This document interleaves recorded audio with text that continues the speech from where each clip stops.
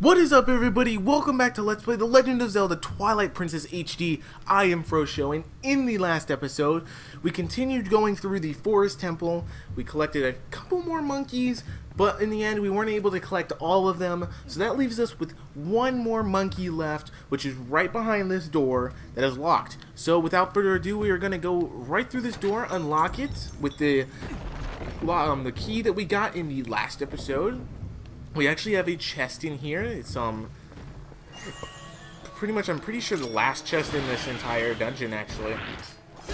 I know what it is, so I'm just gonna kill these tile worms real quick, just because they're annoying and I don't want to have to deal with them. So now that they're dead, we can go on. There's a little passage right here we can go through.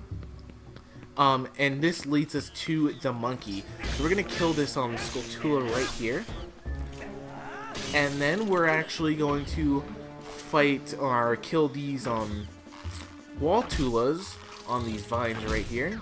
Then we're gonna climb up the vines, and climb up the vines in order to get all the way to the top. So now we can actually hear the monkey. The monkey is right behind here, right behind these gates. So what we need to do, we need to use the Gale Boomerang in order to free him. However, there's something else I want to do real quick, because there's also, I want to get that chest. Let's knock this down with the Gale Boomerang, and kill it. And he just knocked me right out of the air. Alright, so we have this chest right here. And we can open it up. Open it up. And then we have the other the Miiverse stand for the letter N.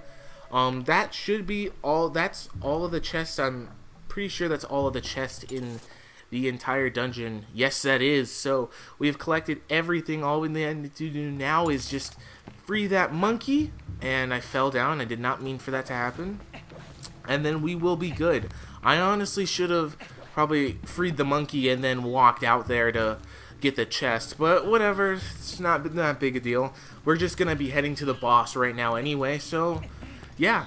Unfortunately, it would have been better if I could have squeezed this into the end of the last episode, but whatever. I guess we'll just have a little bit of a shorter episode today, because all I'm gonna be doing in this episode is just finishing off the temple, so that's all we're gonna do.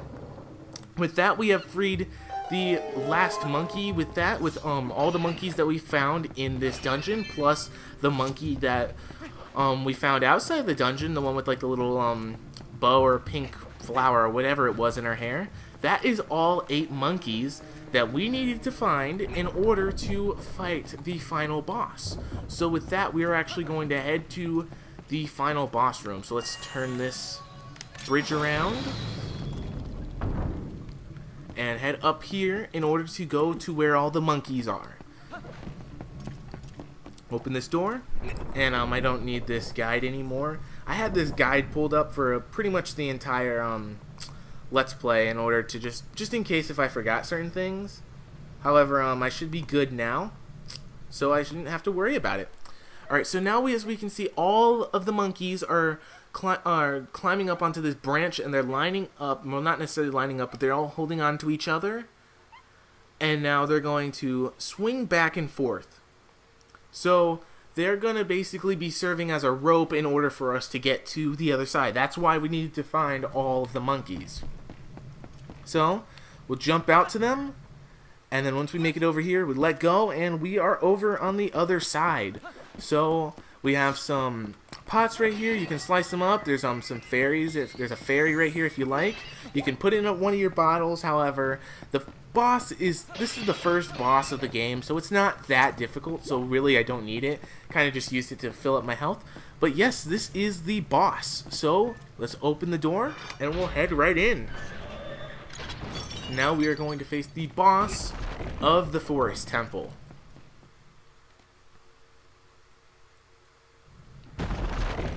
Alright, so after we enter this door, as we see the door closed, or enter this room anyway, the door closes behind us, so we cannot leave until the boss is defeated.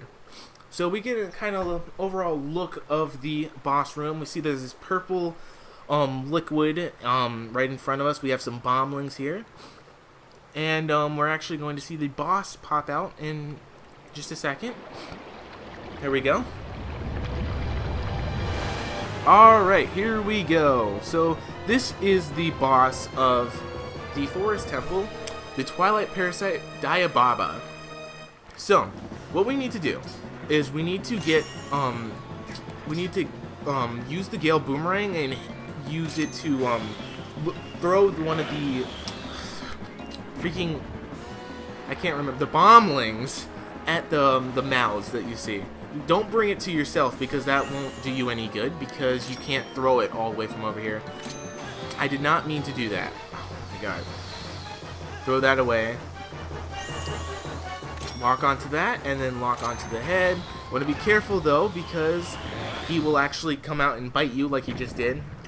With that, we have hurt the two little heads that were coming at us. However, that is not the end of the boss fight. That is just kind of like the first phase of the boss fight, I guess you could say. So with that, now the entire creature shows itself, and as you can see, we have that it has an eye inside of its mouth. But the bomblings disappeared. So what do? Well, we're going to see in just a second. However, I'm going to go and slice at these pots in order to get a heart. So we are completely unsure of what we need to do because obviously we don't have any more bomblings in order for us to throw it.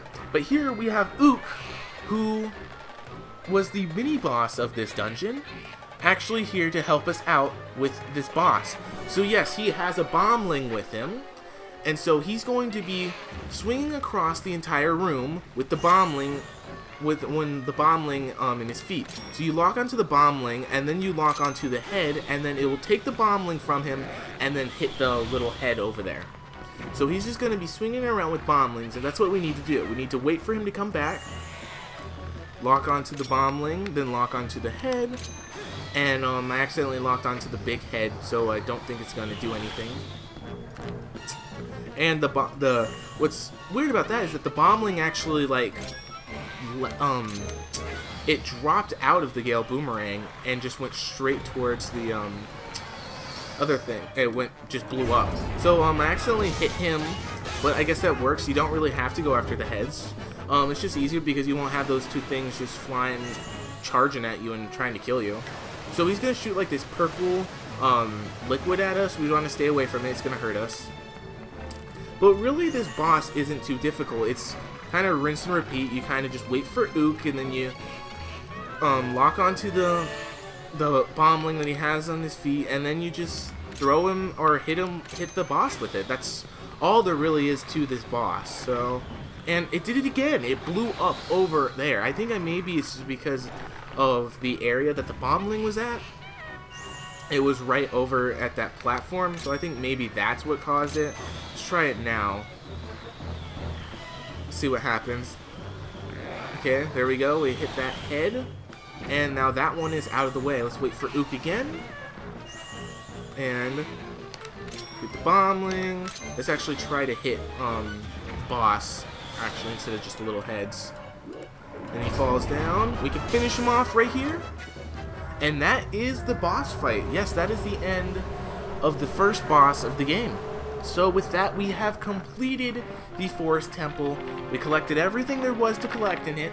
So we have completely searched this temple from beginning to end and collected everything and done everything there is to do. So with that, we are done. And with just like every boss in every Zelda game, well, most of the Zelda games, we get a heart container for defeating this boss. Now, we are free to collect it if we want, or we could just leave it here and never collect it. That's how people do 3 heart runs, where they don't get any heart pieces or heart containers. They play through the whole game with just 3 hearts. But with that, we have this object right here, which this is what Midna was actually looking for. Hee, well done. That's what I was looking for. That's a fused shadow. It's what the light spirit called dark power. Do you remember what that spirit had said about how you had to match the power of the King of Shadows? Could it really be so easy? Is this all there is to it? There's a total of 3 fused shadows. I think the other light spirits have the rest. If you want to know exactly what Fused Shadow are, well, maybe I'll tell you if you find the other two. I guess you'd better do your best to find them, huh?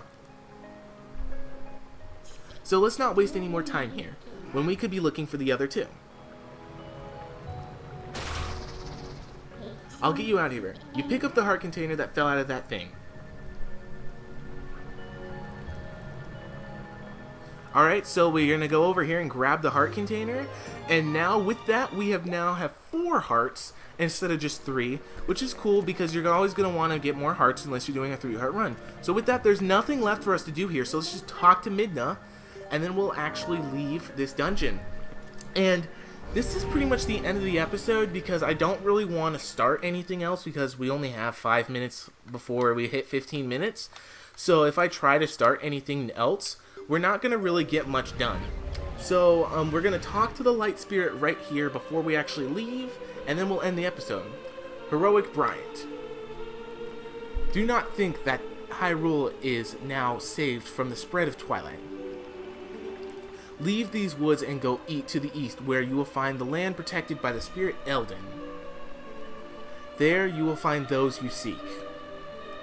But know that these lands lie in Twilight. They are now a dark realm covered by the clouds of dusk.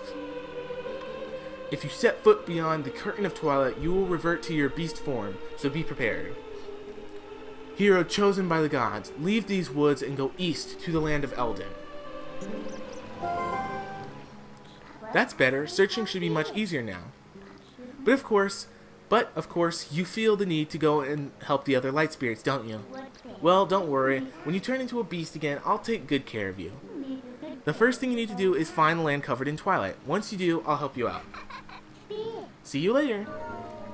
Alright, so with that, we are done with this episode. We will go towards the area of Eldin in the next episode, and we will change back into a wolf, and guess what? We'll have to collect the Tears of Light in that area. So, we'll do that in the next episode. Thank you guys so much for watching. If you liked the video, please make sure to give it a thumbs up, and subscribe if you're new here, so you'll be notified of whenever I upload new videos.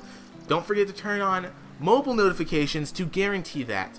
So again, thanks for watching. I'm Frosho, and I'll see you guys in the next video. See ya, and have a good day.